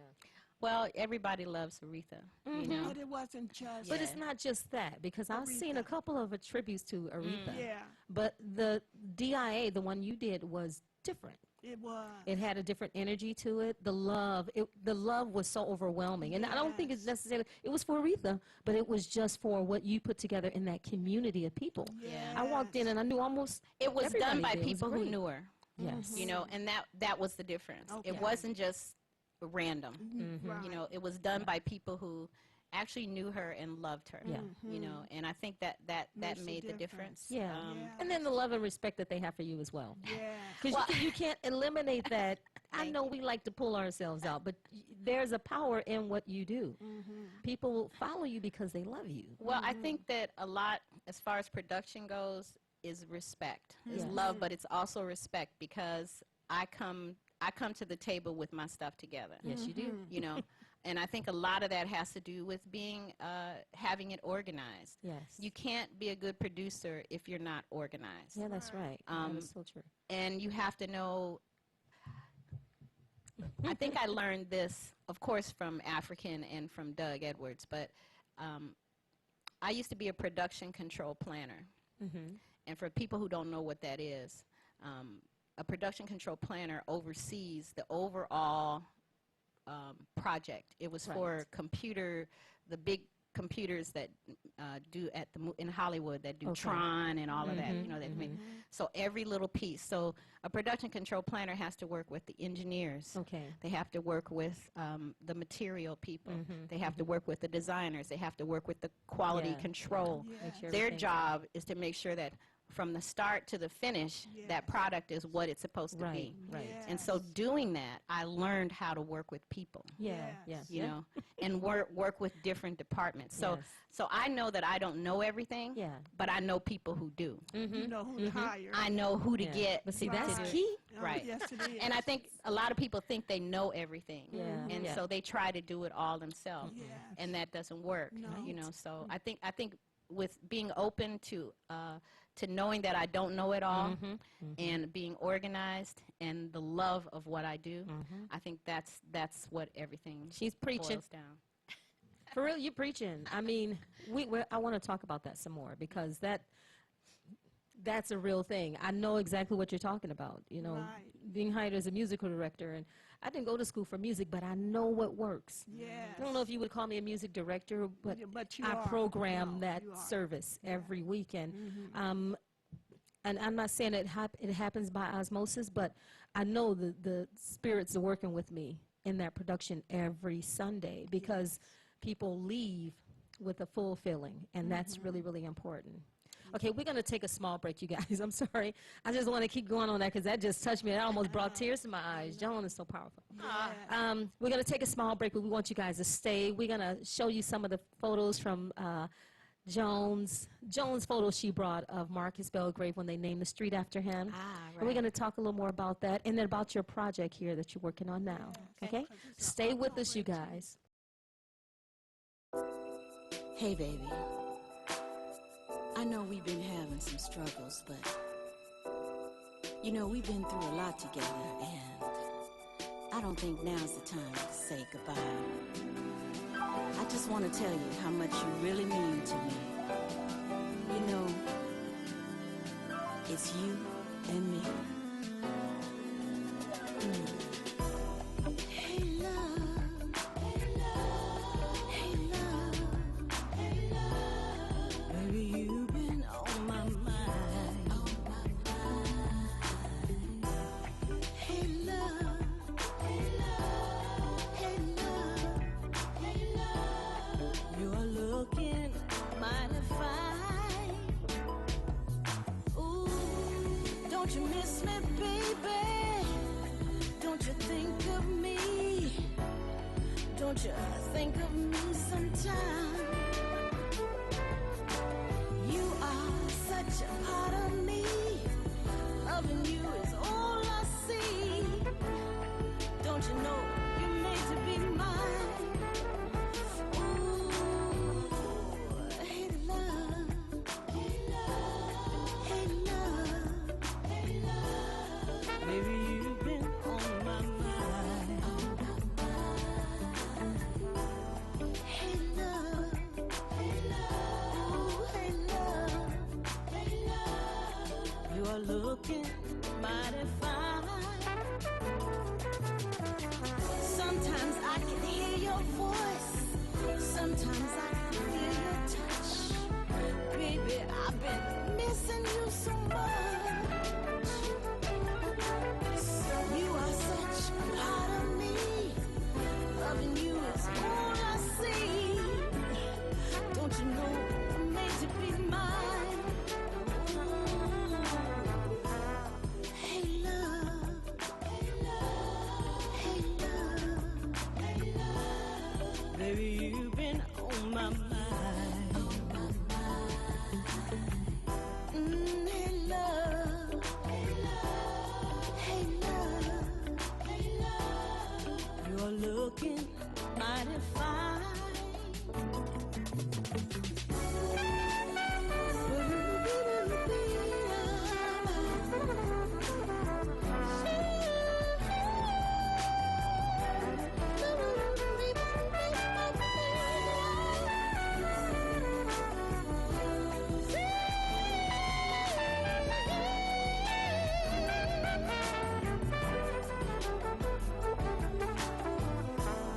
Hey love, hey love, ooh, hey love, hey love. Baby, you've been on my mind.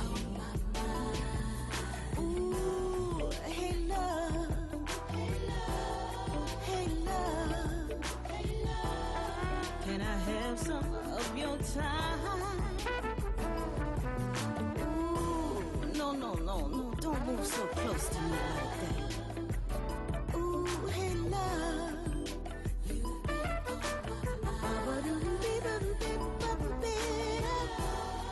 You know what you do when you kiss me like that. Oh, no, no, no, not there.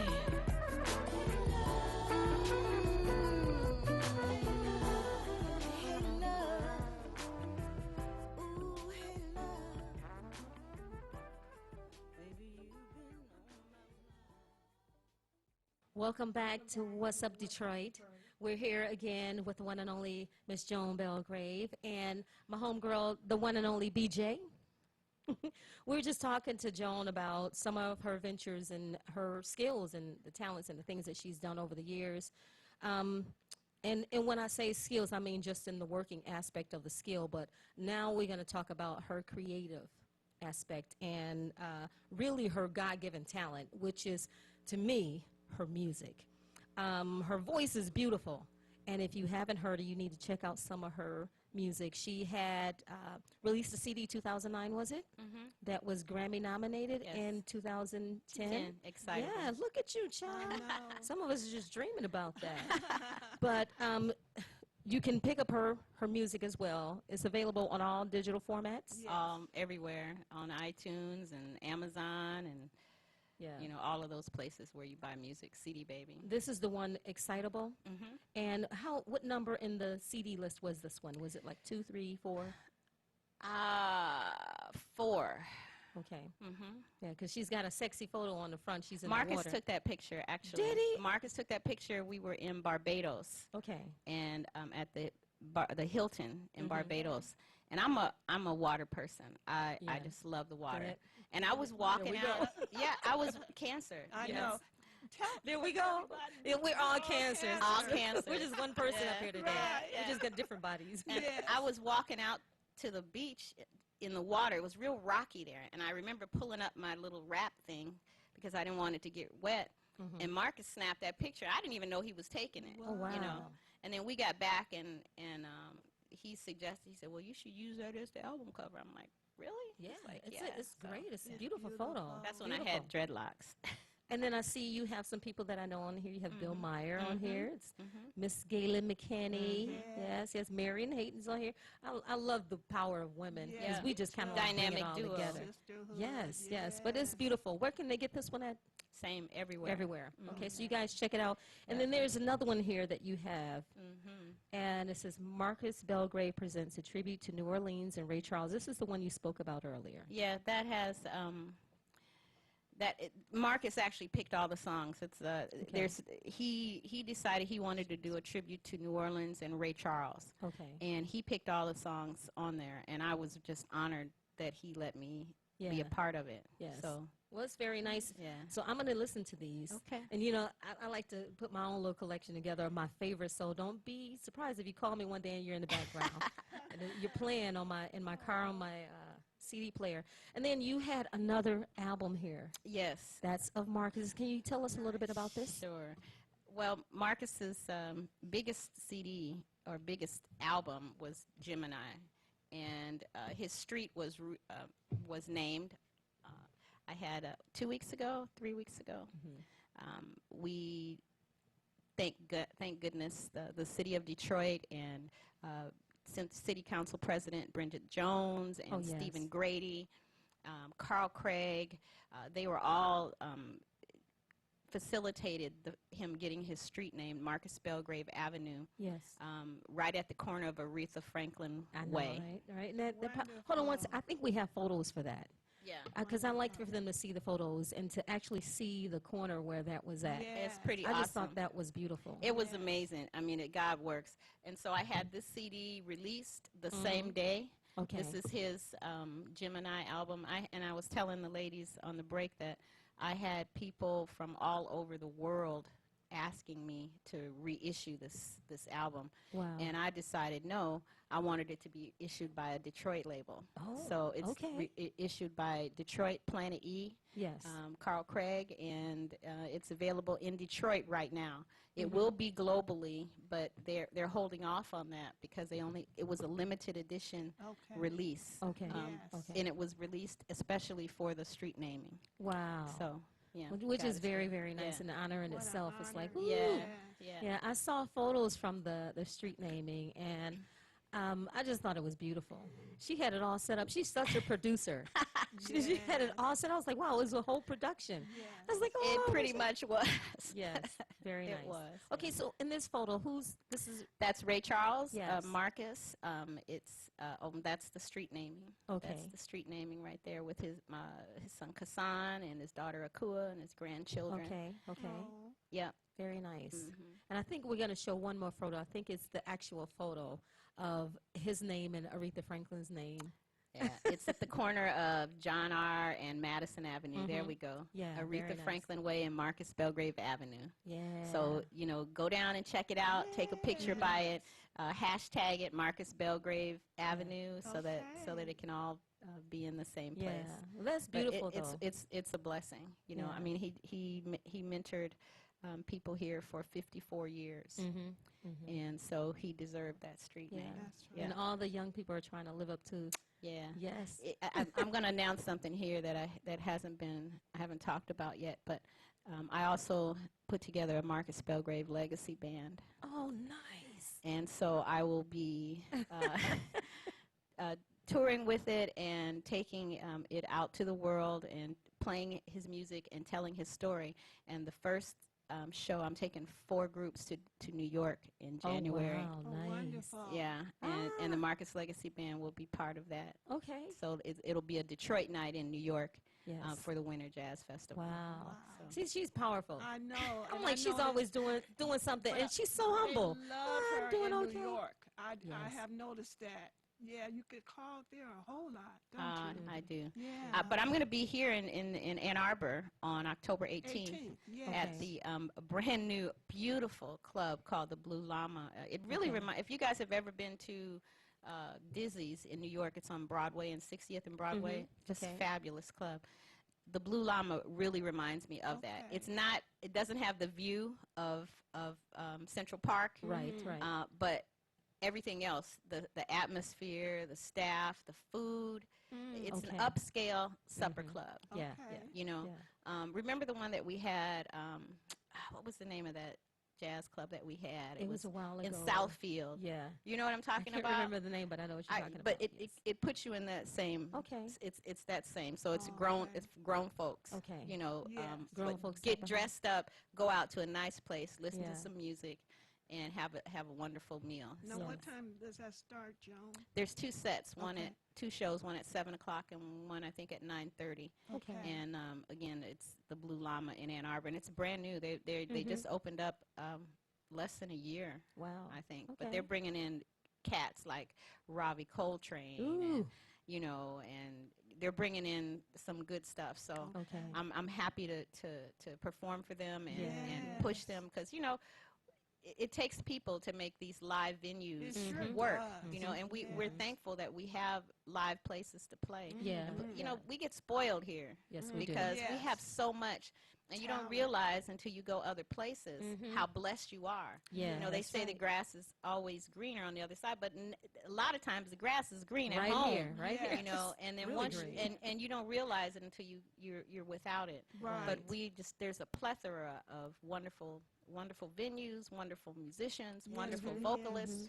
You know, I Right mean, here. it's just Yeah, It's- it always amazes me when I see how many, after over the years that I've been singing here in the city, it's like, it's just so many people. It is. I You know, noticed so it. many young people coming. I love the children. Yes, I'm sorry, I of talk about course. the young people all the time, don't of I? course. I'm Yeah. still young. Right. Anyhow, I think I'm young. I know I you're only am. as old as you feel. Joan, you look good. I'm just saying. Anyhow, but what you do provides that opportunity for young people to see you. Absolutely. They're exposed to the legacy Right. that's here. Right, and I always try to bring some young folks along. Like there'll be Yes. a surprise young folk on my show on Mhm. October 18th. Okay. So yeah, and you know, God is good. You got to do that, because if you don't pull them along, then where will they go? Yeah. You know. Yes. You know. I do have to ask you about the Grammy nomination. Now, Ah. now I know that was like a point in your life when you was like, ding, I got it. Well, I didn't win. Yes. But I looked down, for me, just looking down on the list and seeing Freddie Cole and Diana Krall and my name know, right right? there, I went, Yes. I'm good. That's Yes, right. exactly, You know, right? Company. I'm good. Yes. So, you know, God is good. Yeah. Yeah. That's But, beautiful. you know, the Recording Academy, it does a wonderful job. They have, my good friend Howard Hertz is one of the upper folks in the Recording Academy, and he urged me to do that. The submissions, actually right now, the voting is on right now for next year's Grammys. Oh, wow. Yeah, Okay. everything has to be in by before October 1st. Okay. So that's something for you folks to know, that if you want your project to be considered, you have to have it in before October 1st. It has to be released Okay. before October 1st to be considered Gotcha. for the next year's Grammys, which are Right. usually in February. Okay. Wow. That is a very good Yeah. piece of information. So, like I said, I was supposed to get some stuff done, but I missed the date, so I got till next year. You know, it's something that you learn. You don't release anything in December Yeah. or November. Although I did release I have a Christmas project Oh, you called do? Merry Christmas Baby. Yeah. Sassy Jazzy? Oh my gosh, it's so sassy. But you know, as a general rule, you don't release anything in November because it's the end of the year. Right. You usually hold it and release it in January because that gives Right. you a whole year to promote it right. in order so that it's part of the Grammys. Okay. Okay. So that's what we should be expecting from you soon. Next year, Okay. yeah. Now we're looking for that. Yeah. Now I'm going to ask because I saw the Aretha Franklin thing. You know, we was a part of it. What's the next big production that you're putting together outside of what you mentioned in relation to the band? Well, there's you mean the Detroit in New York is going to be a big deal. Yes. That's a huge production. Okay. Like I said, it will incorporate 4 different. There'll be a vocal aspect. There'll be an aspect that plays all of Marcus's music. There'll be a Detroit jazz masters aspect. And then the last aspect will be all of Marcus's proteges taking it forward. Oh, wow. Ooh, that should be good. That's going to be a big production. Good. But what I'm really excited about is the show that I did at the Charles Wright Museum called Our Music, Our Lives. Okay. And basically what that show does, it talks about how black music, for me, and I think for a lot of people, chronicles our lives throughout the years, throughout history. And I'm really, really excited that there's been some interest to take that show national and international. Oh, wow. And so that's going to be one of my big productions. Oh, nice. Because it takes the music from the beginning with just the drums leading the slaves to slavery, to freedom, to the North. And it goes from there into gospel, from there into blues, from there into jazz, from jazz into funk and R&B, you know, and it ended up with the last tune that we did was Stevie Wonder's Higher Ground. Oh, wow. Which is also spiritual because right. I do that on Sundays. Right. But, I mean, it says no matter what, we're going to keep going and keep climbing. So, but for me, the music has always been I used to say that the men in my life will come and go, but my music is constant and will always be there, no matter what. That's right. You know, so. That's a hard thing for some men to swallow. You know that, right? Understand it. You're married to you your can music. say that people in your life will come and go. Right. Yeah. You know, because even your children, I love my children, but you know, they change, right? They start out being these little bitty people that you're their every world, and then they grow, and then you want them to grow and fly, and do what they do and go and do their thing, and you know, so everything changes, right? But for me, the music has never changed. Right. It never will change. It will always be there no matter what. So if I'm sad, I sometimes write a sad song. If I'm happy, I write a happy song. You know, I go back to Billie Holiday, what I said in the very beginning. It depends on what's going on in life. Right. You know? Yeah. So, yeah. I mean, I don't think that the men that I deal with think that way because that's just me. Yeah. You know, when I met Marcus, like I said, I had a divorce, and I didn't want to deal with anybody. Yeah. You know, I'm like, all I'm doing is music, and I told him, you know, we can work together, you know, but, you know, that's it. Yes. So we worked together for over a year before we even dated. Oh, wow. You know, Wow. because I don't want that. Yeah. Because as women, you know, and I guess men too, I don't know if men in the business do it as much as women do, but we tend to turn the focus onto them.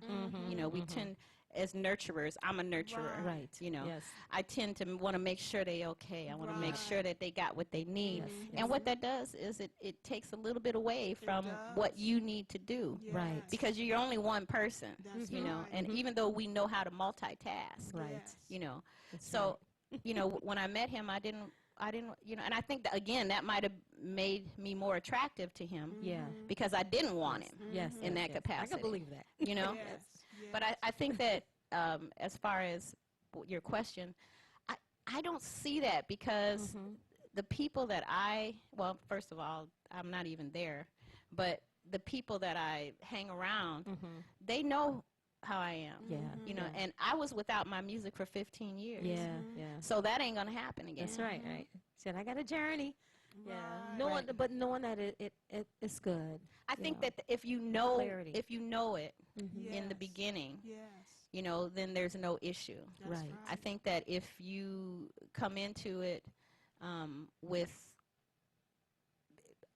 false expectations, as women in the business, it's a hard thing for a man to have whoever it is that they love up there be the object of someone else's desires. It's a hard right? thing. Yes, It's is. a hard thing for them to have. One thing that I loved about Marcus was that not only was he not intimidated by it, but he pushed me to do more. And that's what you need. You know, and that's what you need. And if you don't have somebody in your corner That's that strong. who's pushing you push to you. do more Yes. instead of being intimidated or feeling like their ego is bruised. Look, I always say this thing: if I love you, and if she loves you, if he loves you, they really love you. Yes. It doesn't matter what you're doing or who you're with. Yeah.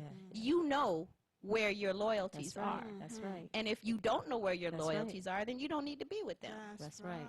If you have to worry about me being with somebody else, then you don't need me. That's right. And if I have to worry about you being with someone else, then I don't need you. And That's that brings right. in a whole bunch of dynamics. Yes. So as long as you have that straight Understanding in the beginning.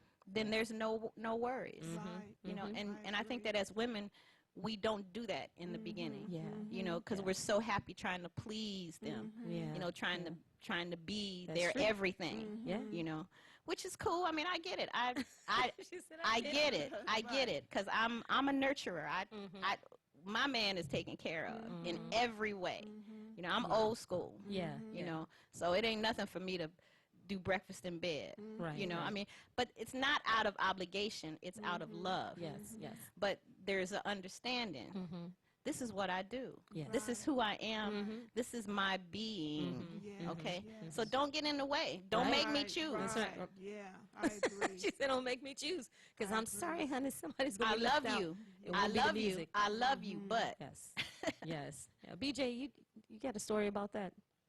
The music and having to choose Yeah, well, to a degree. To a degree. To a degree, Well, yes. As you know, Joe might not know, but I was married 3 times. Oh wow. Okay. 3 times. Yes. My first daughter, I was raped, and I got married to the father Okay. so that he wouldn't go to jail because I was up underage. I was 15, Yeah. Yeah. and he was like 4 years older than me. Okay. Okay. So I married him, and which was a disaster, and didn't last long, 2.5 years. And then I got married again later on, Yeah. and that was a 20-year marriage. Yes. So the second one was better because he was in the music business. Right. You met Eddie, Mhm. Eddie Watkins, Yes. who was a great bass player, Mhm. and he turned to do gospel Right. after we divorced. Okay.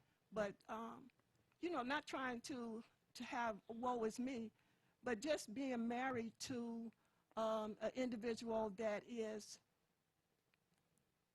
self-centered. So I kind of was on the back burner. Right. Right. as we do. Even though Right. I was more prominent in the music business. Right. Right. Right. He Yeah. played for me. I didn't play for him.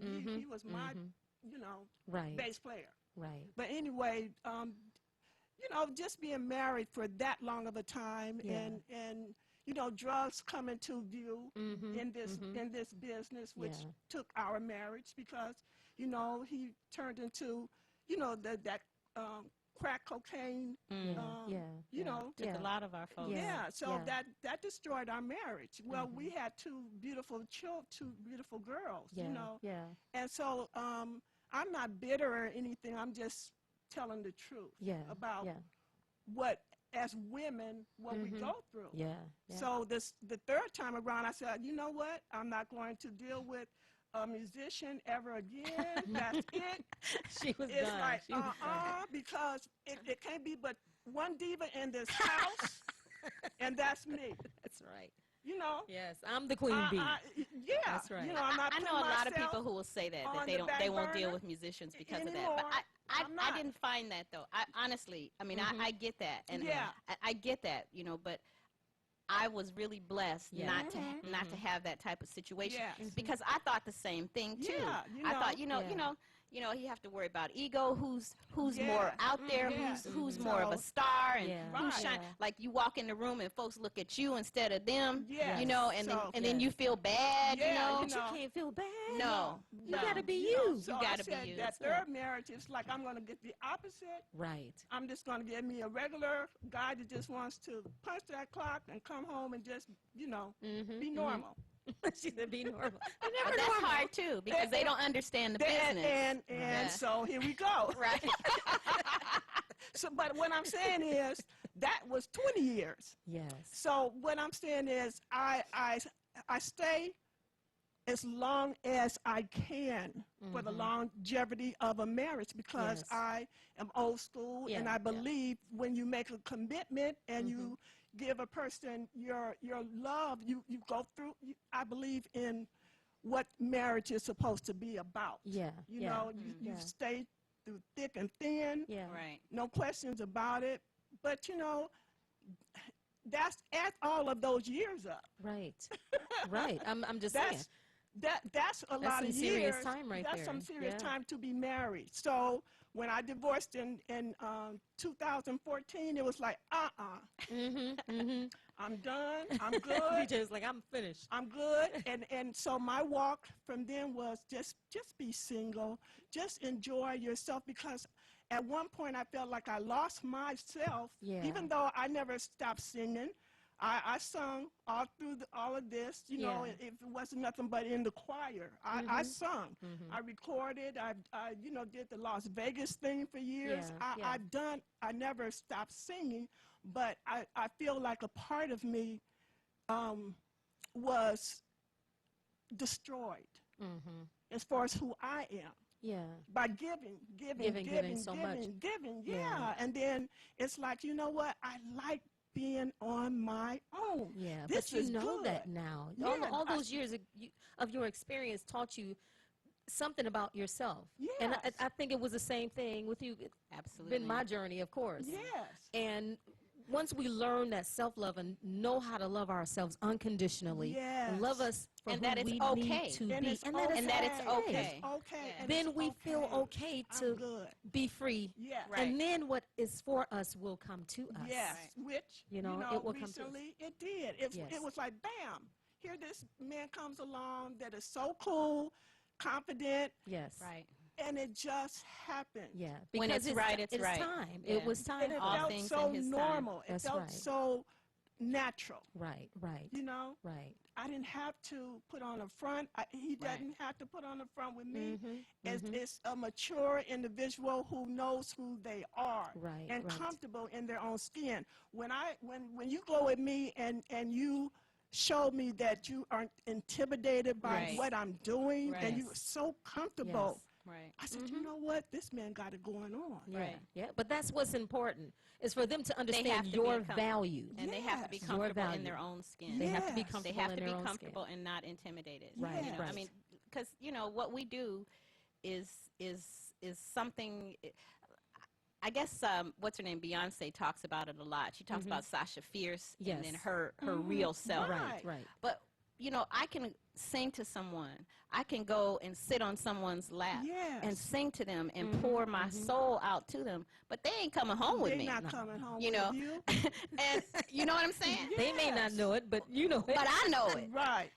And my man knows it. That's Yes. right. You know, Yes. and so if I have a man, they have to know, and once they know that, Yes. once they know that Yeah. it's this is not leading to although in the business you guys have been in the business, so you've seen what happens. Yes. You've seen, I mean, sometimes people can push themselves on you, and I'm not talking about men so much as I'm talking Right. about women. Yes. Right. In the backstage. Yes. Right. Yes. Sometimes I'm like, dang. Can we calm down? Can we just Right. Wow, Yes. but folks are into that star thing, and they'll Yes. basically do anything to Yeah. be with a star. Yes. And But I think, again, as long as whoever you're with is comfortable and not intimidated, and they know that you love them, you know, and that's the key. They have to know that you love them, and if you love them, you're not going to do anything that's going to be detrimental to you or to them. Right. So. Well, thank you guys. Joan, I appreciate you coming on the show. Joan is going to be with us next week as well. Yes, She's ma'am. going to co-host with me, and I'm looking so forward to that. And it won't be about me. Well, it'll still be a little bit about Miss Joan, because we always like to learn. I like to learn more about the people that I meet and get to experience in my journey. And it's just truly been a pleasure to have met you finally. Thank you. Same as it is with Miss BJ. I didn't know how dynamic this lady was going to affect my life, but she is, I'm trying not to bring the waterworks, but she's just been such an inspiration for me. And I love you, sister. We're going to say goodbye to you guys for today on What's Up Detroit. What's up, Detroit? Join us next week at 11. We will see you then. You guys have a great week.